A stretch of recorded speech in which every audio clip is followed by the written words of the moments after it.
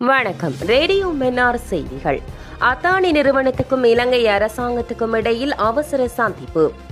இந்திய கோடீஸ்வரர் கௌதம் அதானியின் நிறுவனத்துக்கும் இலங்கை அரசாங்கத்துக்கும் இடையில் அடுத்த வாரத்தில் பேச்சுவார்த்தை ஒன்று ஏற்பாடாகியுள்ளது. அதானி கிரீன் எனர்ஜி இலங்கையில் இருந்து தனது காற்றாலை மின்சார திட்டத்தை திரும்ப பெற முடிவு செய்ததாக செய்தி வெளியான சில மணி நேரங்களுக்கு பின்னர் இந்த தீர்மானம் எடுக்கப்பட்டுள்ளதாக கொழும்பின் ஊடகம் ஒன்று தெரிவித்துள்ளது.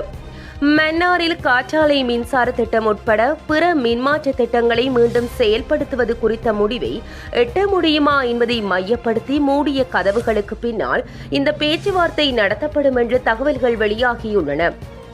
இந்த திட்டத்தை செயல்படுத்துவது குறித்து இலங்கையும் இந்தியாவும் ஏற்கனவே 14 சுற்று விவாதங்களை நடத்தியுள்ளன. எனினும் ஒப்புதல்களை பெறுவதில் ஏற்பட்ட தாமதத்தால் இந்திய தரப்பு தங்கள் விரக்தியை வெளிப்படுத்தியுள்ளது. இதற்கிடையில் கடந்த புதன்கிழமை முதலீட்டு சபைக்கு அனுப்பப்பட்ட இந்த கடிதம் நேற்று ஊடகங்களில் வெளியானதன் பின்னரே நிதியமைச்சுக்கு இந்த விடயம் தெரிய வந்துள்ளது. குறிப்பாக ஒரு பெரிய அளவிலான வெளிநாட்டு முதலீடு நாட்டிலிருந்து வெளியேறும் போது நிதி அமைச்சகம் மற்றும் ஜனாதிபதிக்கு முதலில் தெரிவிக்கப்பட வேண்டும். அதன் பின்னரே ஊடகங்களுக்கு அதிகாரப்பூர்வ அறிக்கை வெளியிடப்பட வேண்டும். எனினும் மிகவும் ரகசியமாக இருந்த இந்த கடிதம் ஊடகங்களுக்கு எவ்வாறு கசிந்தது என்பது குறித்து முதலீட்டு சபை கருத்து எதனையும் தெரிவிக்கவில்லை. இலங்கை ஊடகங்களில் இந்த விடயம் வெளியான நிலையில் அதானி கிரீன் எனர்ஜி லிமிடெட் ஒரு அதிகாரப்பூர்வ அறிக்கையை வெளியிட்டு தமது முடிவை உறுதிப்படுத்தியது.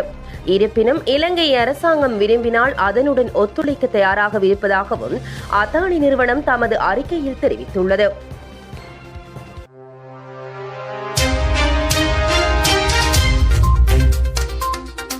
மன்னார் மாவட்டம் மற்றும் அனைத்துலக செய்திகளையும் மற்றைய தளங்களில் வருவதற்கு முன் www.radiomannar.lk எனும் எங்களுடைய தளத்தில் பார்வையிடலாம். இந்த தகவலை மன்னார் மாவட்டத்தில் இருந்து வெளி மாவட்டங்களிலும் வெளிநாடுகளிலும் வசிக்கும் உங்கள் உறவுகளுக்கு தெரியப்படுத்துங்கள். மறந்துவிடாமல் ரேடியோ மன்னார் எனும் எங்களுடைய முகநூல் பக்கத்தினை லைக் செய்யுங்கள்.